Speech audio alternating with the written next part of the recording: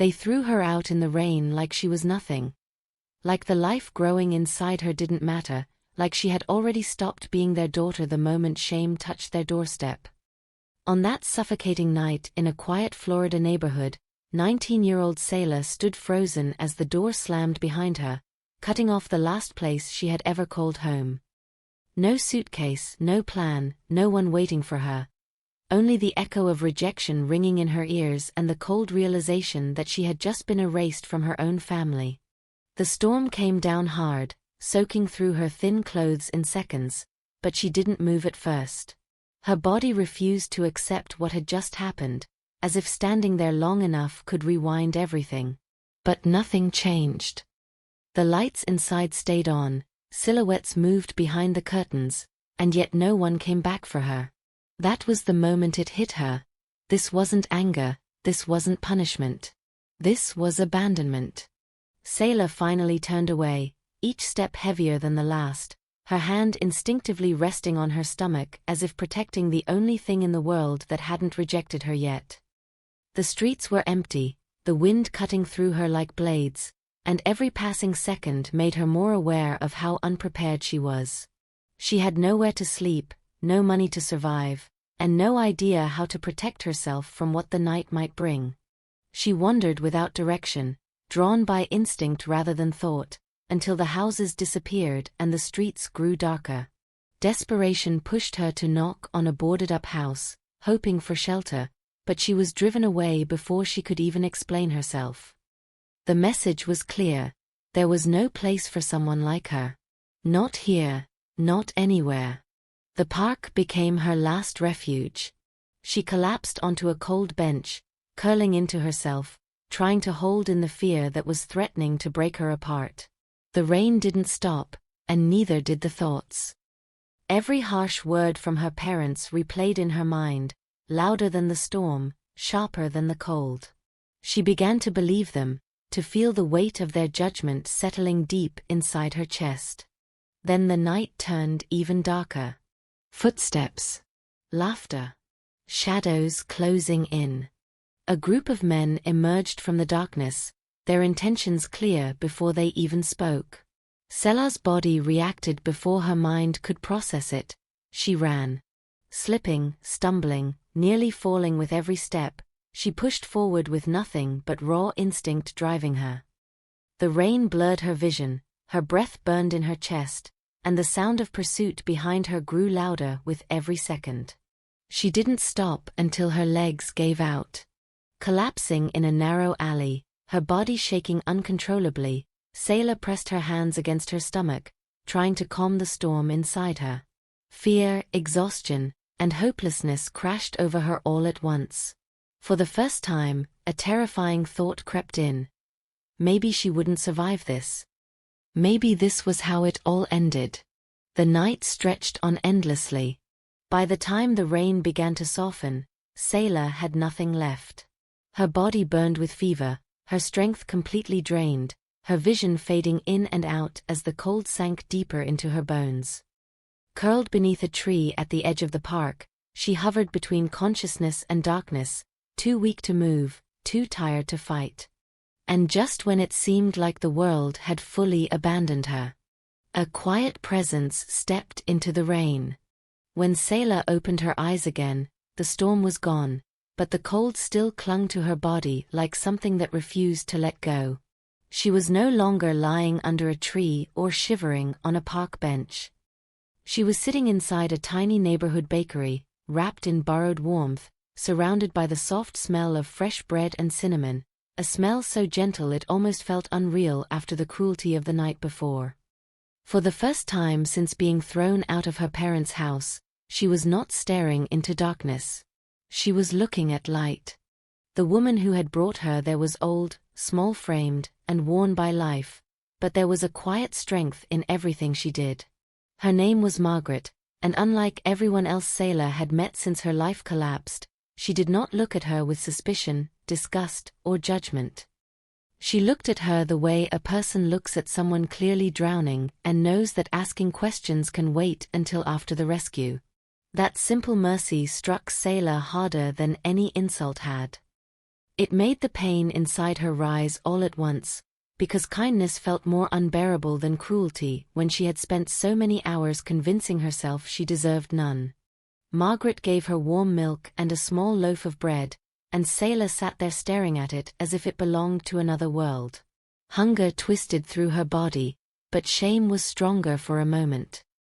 The voices from home were still alive in her head, poisoning every act of care, making her feel as if even eating was something she no longer had the right to do.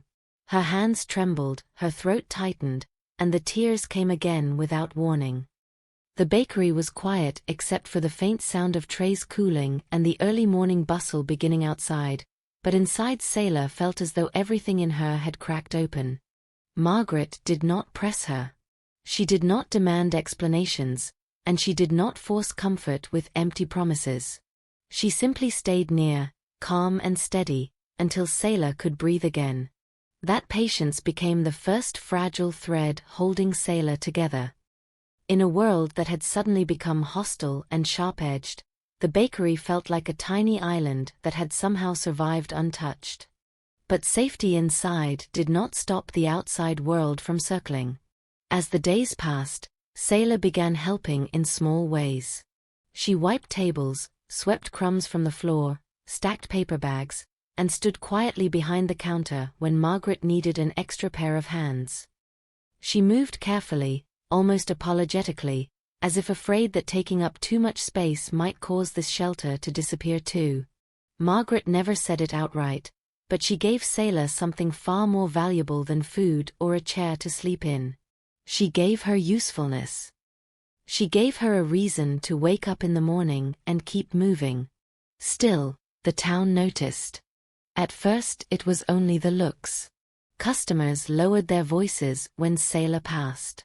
Women buying bread let their eyes drift toward her stomach, then toward Margaret, as if silently asking why someone like that had been allowed behind the counter. Men who had smiled politely for years suddenly wore expressions sharpened by gossip. The bakery, once a simple corner shop, became the center of quiet judgment. Every loaf sold seemed to come with a whisper attached.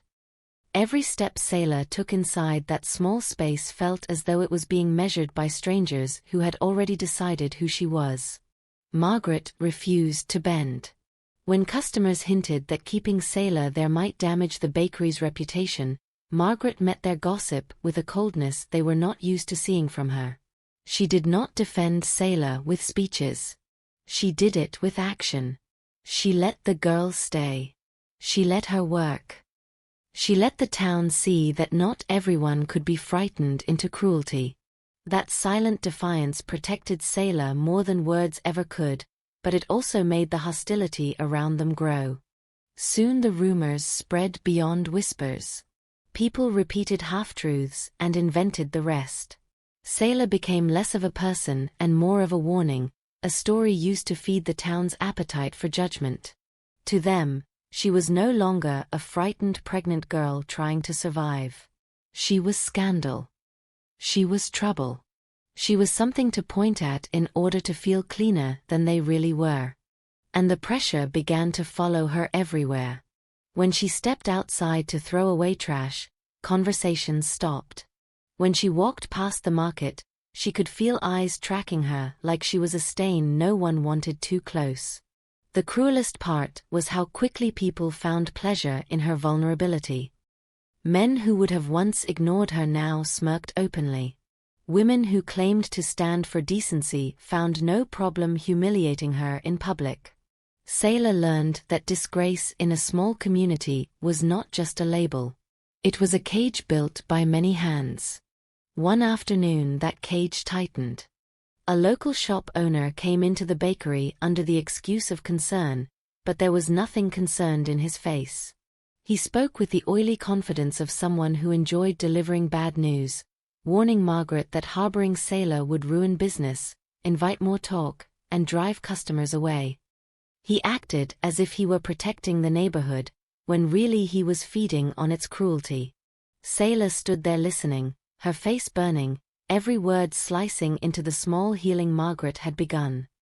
She lowered her head, wanting to disappear, but Margaret stood firm and pushed the man out, making it clear that the bakery was still her place, not his. That moment mattered. Sailor saw, maybe for the first time, what it looked like when someone chose her side without hesitation. But courage had a cost. The town did not forgive Margaret for refusing to join in their judgment. Boycotts were threatened. Whispers grew louder. Teenagers started lingering near the bakery, drawn not by hunger but by the thrill of tormenting someone weaker. What had once been gossip began to harden into intimidation. Sailor sensed it before anything happened. The glances were meaner. The laughter followed her longer. The little refuge that had saved her life was beginning to feel surrounded. Then one evening, the fear became physical. Sailor had stepped outside for only a moment when a group of young men cornered her near the side of the bakery. They mocked her pregnancy, mocked the fact that she was still there as if survival itself were something offensive. Their voices were loud, cruel, careless. They closed in not because they had any real grievance, but because humiliation had become entertainment. Sailor tried to back away, tried to make herself smaller, but they wanted reaction, wanted fear, wanted to remind her that even here she was not safe.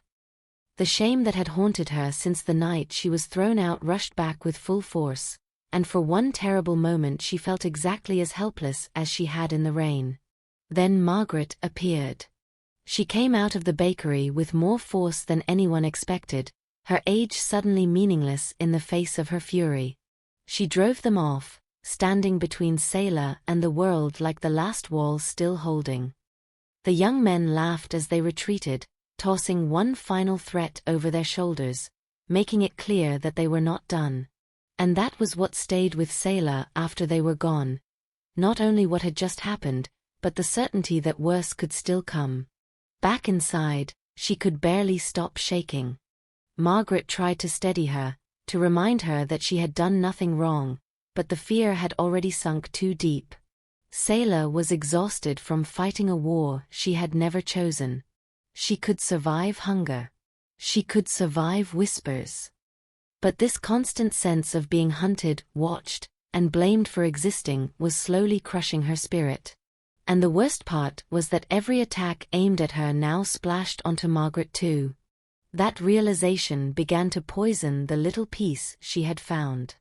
As the days went on, Sailor noticed Margaret counting bills longer than usual, staring at empty tables, forcing calm into her face when the bakery was quieter than it should have been. Customers who once came every morning now stayed away. Others entered only to look, to judge, to leave. The business was bleeding, and both of them knew why. Margaret never said Sailor was the cause, but Sailor could see the truth written in unpaid worries and tired eyes. That was when guilt started taking root in a new way. It was no longer only about what had happened to her. It was about what her survival was costing the one person who had shown her mercy. Every loaf Margaret sold under hostile stares, every hour she worked through exhaustion, every threat muttered outside the door made Sailor feel like a burden too heavy for any good person to carry. The bakery had become her shelter, but now she feared it was becoming Margaret's punishment. So even while she kept working, even while she tried to smile and move as though hope were still possible, something darker was forming inside her. She began to think the world might never stop as long as she stayed. She began to wonder if leaving would be the only way to save the woman who had saved her. And once that thought took hold, it refused to let go. By the end of those long, suffocating days, Sailor understood one brutal truth. The storm that began the night she was thrown out had not ended at all. It had only followed her into the bakery, changed shape, and started waiting at the door. The longer Sailor stayed in the bakery, the more she felt the invisible weight pressing down on everything around her. It wasn't just the whispers anymore. It wasn't just the stares or the threats muttered under breath. It had turned into something heavier, something that crept into every quiet moment and refused to leave. The bakery, once a place of warmth and survival, began to feel like a fragile shelter surrounded by a storm that was only getting stronger. Selah started noticing things she hadn't wanted to see before. Fewer customers walked through the door. The mornings were quieter. The shelves that used to empty quickly now stayed half full by midday. Margaret still moved the same way, steady, calm, focused, but there was a tension in her shoulders that hadn't been there before. A pause in her hands when she counted money. A longer silence when she thought Selah wasn't looking. That was when the guilt truly took hold. Selah understood something no one had said out loud. The town hadn't just rejected her. It had begun to punish anyone who refused to reject her too. And Margaret was paying the price. The realization dug into Selah's chest and stayed there, growing heavier with each passing day. Every loaf left unsold, every customer who turned away, every rumor that spread like poison, it all felt connected to her existence. She tried to work harder, tried to make herself useful enough to justify staying, but deep down she knew this wasn't something effort could fix. The town had already made its decision. And then everything escalated. One afternoon, Selah left the bakery with a small stack of flyers Margaret had asked her to hand out, hoping to bring customers back. It was a simple task, but even that turned into another moment of humiliation. Shop after shop turned her away. Some refused to even take the paper from her hands. Others looked at her stomach before shaking their heads, as if her presence alone made her unworthy of being associated with any business. The rejection was no longer subtle. It was direct, cold, and immediate. By the time she reached the market, exhaustion had already set in. Her legs felt heavier with each step, her breath shallow, her mind clouded by the constant pressure. She approached a stall, hoping at least to leave one flyer behind, but before she could finish, a voice cut through the air. Accusation. Loud. Sharp. Public. A woman pointed at her, claiming that Selah had stolen her wallet. The words spread instantly, faster than Selah could react. Heads turned. People gathered. The same faces that had watched her with judgment now lit up with something worse, certainty. They didn't need proof. They didn't need answers. The story fit the image they had already built of her. Selah tried to defend herself, but her voice felt small against the noise rising around her. Hands reached for her bag. Strangers searched through her belongings without hesitation, as if she had already been found guilty the moment she stepped into the market. Nothing was found. Nothing at all. But it didn't matter. The damage was already done. The crowd didn't apologize. The accusing woman didn't back down. Instead, suspicion lingered in the air, heavier than before, as if innocence was something Selah had to earn rather than something she deserved by default. The humiliation burned through her, deeper than anything she had felt before. It wasn't just about being blamed. It was about being seen as someone who could only ever be blamed. Selah ran. She didn't stop until the market noise faded behind her, until the streets blurred again, until the tears came faster than she could wipe them away. By the time she reached the bakery, she was barely holding herself together. The moment she stepped inside, everything collapsed.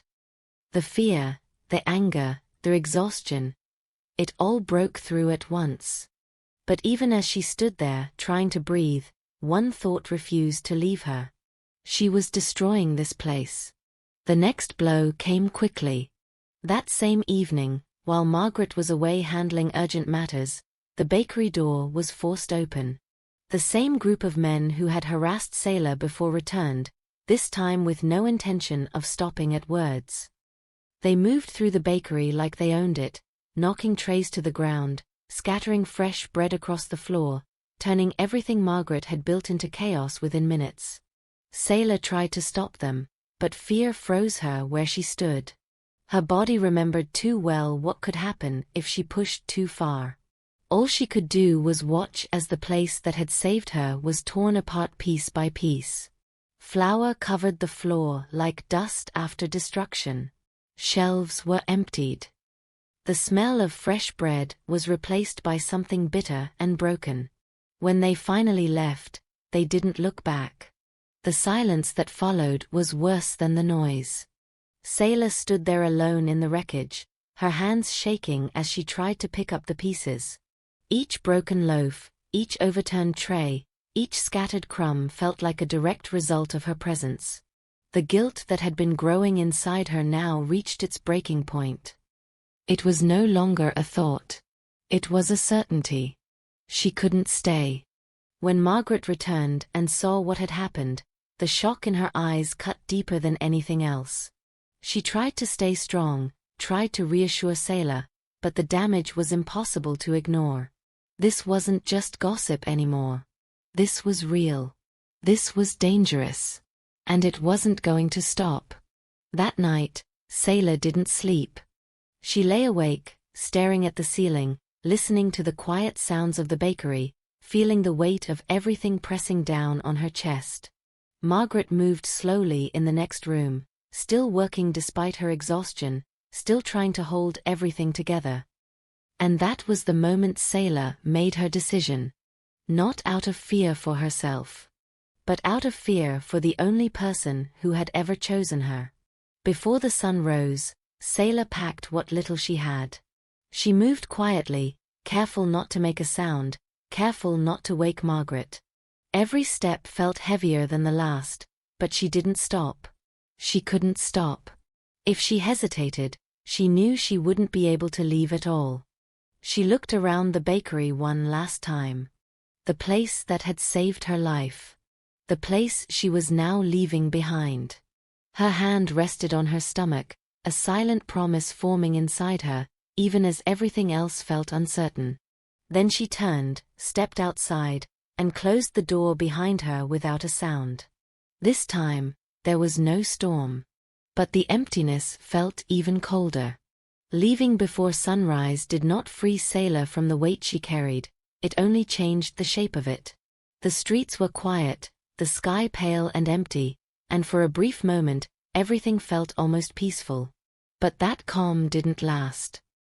With every step away from the bakery, she felt the distance growing not just between her and Margaret, but between her and the only place where she had ever felt safe since being cast out. She walked without direction again, but this time it was different. The fear was no longer sharp and chaotic like that first night in the storm. It had become something deeper, heavier, more controlled. It was the fear of knowing exactly what the world was capable of, and walking into it anyway. Sayla found a cheap boarding house on the edge of the city, a place that didn't ask questions as long as money was paid. The building was old, worn down, and carried a quiet sense of neglect that made it clear no one there cared about anyone else. That was exactly why she chose it. No curiosity meant no judgment. Or at least, that was what she hoped.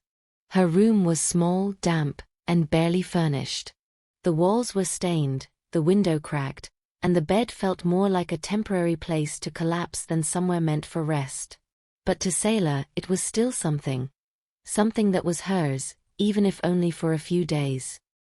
She sat on the edge of the bed, her hands resting on her stomach, trying to convince herself that she had made the right decision.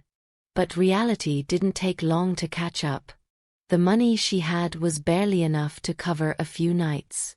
Food became a question she had no clear answer to. Work was something she desperately needed, but the same pattern followed her everywhere. Every place she went, every door she approached, every opportunity she tried to reach, it all ended the same way. Rejection came quickly, often before she could even explain herself. Her condition spoke louder than her words ever could. Sayla began to understand that leaving the bakery hadn't removed the problem. It had only removed the one person who stood between her and it. Days blurred together. Hunger returned, slow at first, then constant. Her strength began to fade again, but this time there was no warmth waiting at the end of the day, no quiet presence to steady her. Only silence, broken occasionally by distant laughter or footsteps in the hallway. And then the isolation turned hostile. The other tenants in the boarding house began to notice her. At first, it was only glances. Then whispers. Then open ridicule. Children pointed at her stomach and laughed without understanding the damage they caused. Adults didn't correct them. Some joined in, feeding the same cruelty Sailor had tried to escape. The place that was supposed to offer anonymity became another stage where she was judged, mocked, and pushed further down. But the worst moment came suddenly. One morning, before she could even step outside, the landlady confronted her with accusations. Money had gone missing, and Sailor, as the newest and weakest presence in the building, became the easiest target. There was no evidence, no proof, no attempt to understand. Just immediate blame, spoken loudly enough for everyone to hear. Sailor denied it, but denial meant nothing in a place where no one trusted her to begin with. The threat was clear. Pay or leave. That night, everything fell apart. When Sailor returned to her room, she found it turned upside down. Her few belongings scattered, her small sense of control destroyed, and worst of all, her money gone. The last thing she had left to survive had vanished. Panic surged through her, but when she tried to explain, no one listened. The accusation was simply reversed, twisted against her, reinforcing the image everyone had already chosen to believe. For the second time, she was pushed out. This time, there was no hesitation. No argument. No chance. Sailor walked away with nothing. The city felt colder than ever. The streets she had once crossed with fear now felt endless, as if they stretched without purpose, without direction, without mercy. Hunger clawed at her stomach. Exhaustion weighed down every step. The world didn't just feel against her. It felt indifferent, which was somehow worse. She drifted back toward familiar places, but even those had changed. The market that once held a chance of survival now turned her away without a second glance. The small kindnesses she had once relied on were gone. People had learned her face, and with that came rejection before she even spoke. Sailor reached a park again, not because she chose to, but because her body could go no further. She sat on a bench, her hands wrapped protectively around her stomach, her breathing uneven, her thoughts scattered. The pain inside her was no longer just emotional. It had become physical, sharp, constant, draining. For a moment, she allowed herself to think what she had been avoiding. Maybe she couldn't do this. Maybe the world was too heavy. But then she felt it. A small movement. A reminder. The life inside her shifted, fragile but real, anchoring her back to something stronger than despair. Sailor closed her eyes, holding on to that feeling as tightly as she could. It was the only thing that hadn't abandoned her. The only thing that still depended on her, no matter how broken everything else had become. That night, as darkness settled in once again, Sailor didn't run. She didn't search for another place. She didn't try to disappear. She stayed where she was, holding on to the one reason she still had left to keep going, even when everything else had already fallen apart. And somewhere deep inside her, something began to change. Not hope. Not yet. But something close to it. Something that refused to let her break completely. Sailor did not know how long she stayed on that bench, only that when she finally stood up again, something inside her had shifted. It was not strength in the way people like to imagine it. There was no sudden confidence, no clear path, no miracle waiting ahead.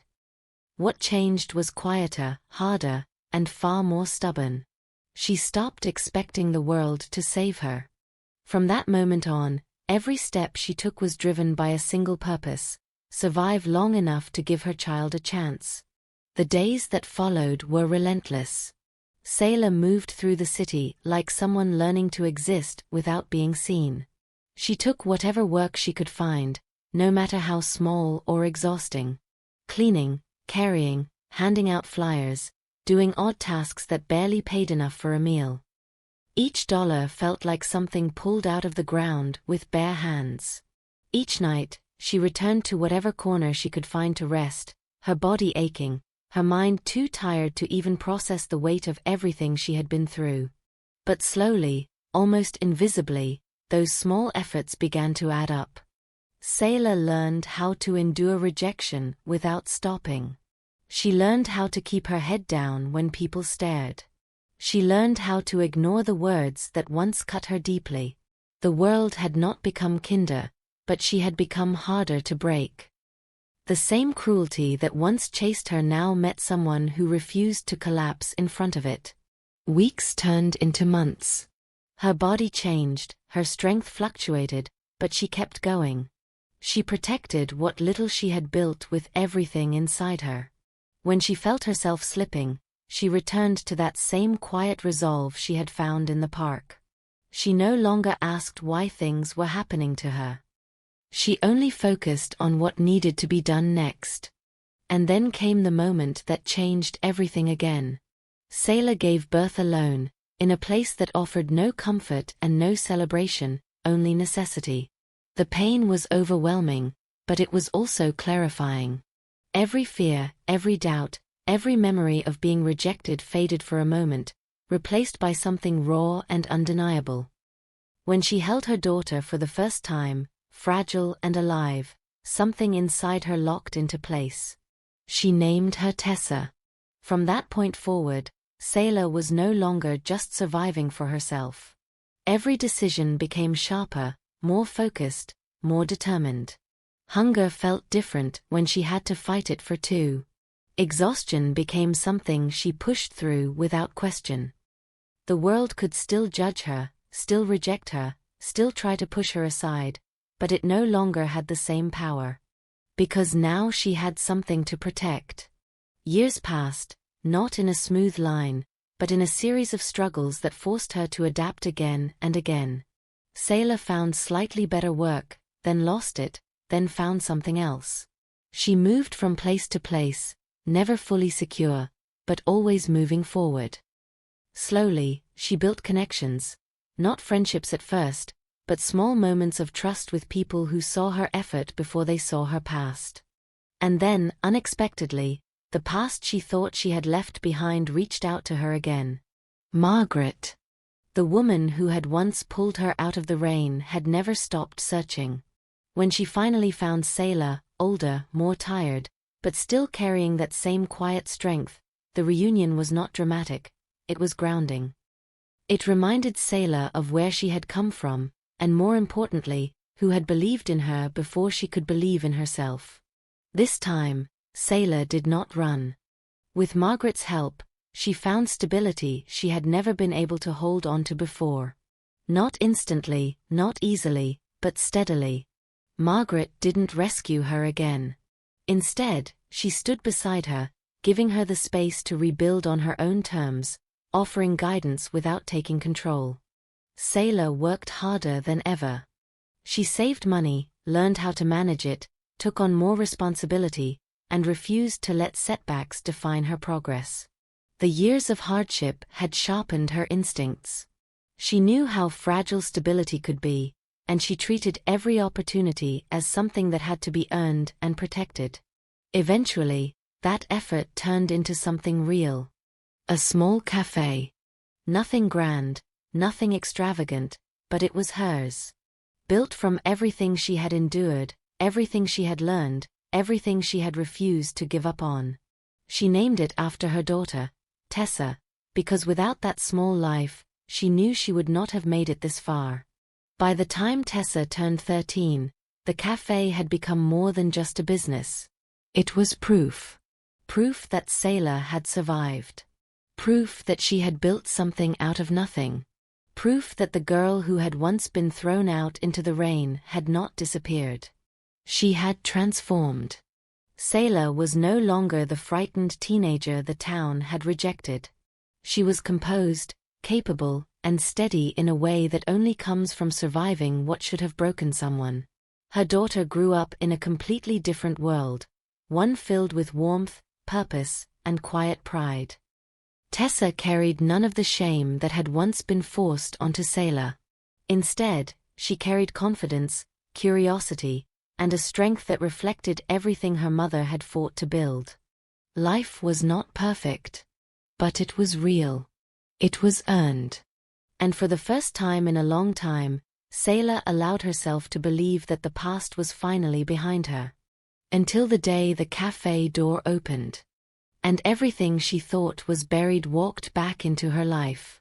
The moment the cafe door opened that morning, Selah felt it before she even looked up. There are some presences that do not need introduction, some memories that do not fade no matter how many years pass. When her eyes finally met the figure standing at the entrance, time did not move forward, it folded back on itself. Her mother. Older, smaller, and no longer carrying the same rigid authority that once ruled their home, but unmistakable. The woman who had watched her be thrown out into the storm now stood quietly in the doorway of the life Selah had built from nothing. No anger in her posture. No pride left to hide behind. Only hesitation and something heavier. Regret. Selah did not move. The cafe around her continued as usual, the soft clatter of cups, the low hum of conversation, the movement of customers unaware that something far deeper than a simple visit was unfolding. But for Selah, everything narrowed to that single moment. The past she had buried, survived, and outgrown was no longer distant. It was standing right in front of her. 13 years of silence ended without warning. The weight of those years rushed back all at once. The night she was cast out. The rain. The hunger. The fear. The loneliness. The endless struggle to rebuild herself without anyone from her past reaching out, without anyone coming back for her. All of it pressed against her chest, tightening, refusing to stay buried. And yet, she did not collapse. That was the difference. The girl who had once stood powerless in the storm was gone. In her place stood a woman who had faced everything the world had thrown at her and kept going. Selah's posture remained steady, her expression controlled, her voice measured when she finally spoke. Not weak. Not broken. But not untouched either. Her mother stepped forward slowly, as if every step required permission she did not believe she deserved. The years had carved visible lines into her face, but the deeper change was in her eyes. The certainty that had once defined her was gone, replaced by something fragile. A person who had spent too long living with the consequences of a single decision. The truth came out piece by piece, not as justification, but as confession. Fear had ruled everything back then. Fear of judgment, fear of gossip, fear of losing status in a community that valued appearance over compassion. That fear had turned into cruelty, into rejection, into a choice that could never be undone. Selah's father had carried that same burden, but pride had silenced him until the end. He had never recovered from losing his daughter, even if he had never found the courage to admit it. And now he was gone. The news landed quietly, but its impact ran deep. Selah felt it move through her, not as immediate grief, but as something more complicated. A loss that had already happened long ago, now given a final, irreversible form. There would be no confrontation, no closure, no chance to ask why. Whatever answers had existed were buried with him. Her mother remained. And that was where the real weight settled. Selah stood there, caught between everything she had suffered and everything standing in front of her now. The anger was still there, sharp and justified. The pain had not disappeared. It lived inside her, shaped her, followed her into every part of her life. Nothing her mother said could erase those years. Nothing could return what had been taken from her. But something else stood beside that pain. Her daughter. Tessa had been watching, trying to understand a moment she had never been prepared for. She saw not only the tension, but the fracture beneath it. A past colliding with a present that had been carefully built. And in that quiet space, something shifted again. Not in the world but in Sayla. Because Sayla was no longer alone in her story. Every decision she made now reached beyond her own pain. It touched the life she had created, the future she had fought to secure. And in that realization, the meaning of everything began to change. Forgiveness did not come easily. It did not arrive as a sudden release or a simple choice. It resisted, held back by memory, by justice, by everything Sayla had endured. She did not pretend the past was smaller than it was.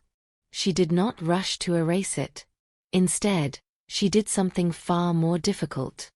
She allowed space. Space for truth to exist without being softened. Space for regret to be proven over time, not declared in a single moment. Space for herself to decide what healing would look like on her own terms. Her mother returned again and again after that day. Not demanding, not forcing, but showing up. Sitting quietly. Helping where she could. Accepting distance without complaint. It was not redemption. Not yet. But it was a beginning. Tessa became the bridge neither of them expected. Her presence carried none of the past's bitterness. She asked questions, observed, connected pieces in ways that neither Sayla nor her mother could do alone. Through her, moments of softness began to appear. Small at first. Fragile. But real. Sayla watched it all carefully. She did not forget. She did not ignore what had happened. But she also recognized something she had once needed herself. A chance to change without being immediately rejected. The same chance Margaret had given her when no one else would. And slowly over time, Sayla made her choice. Not to erase the past. Not to pretend it didn't hurt. But to stop letting it control everything that came after. The forgiveness she offered was not complete, not simple, and not without limits. It came with boundaries, with caution, with the understanding that trust would have to be rebuilt piece by piece. But it was real. And it changed everything. The cafe became more than just a place of survival. It became a place of quiet healing. Not perfect, not free of scars, but alive with something stronger than what had once broken them apart. Sayla, her daughter, her mother, and the woman who had saved her years ago stood together. Not as a flawless family, but as one that had chosen to keep going despite everything. In the end, Sayla's story was never about being cast out. It was about what she built after. A life that did not depend on approval. A strength that could not be taken away. And a future that proved one undeniable truth. The girl they abandoned in the storm did not disappear. She became someone they could never have imagined.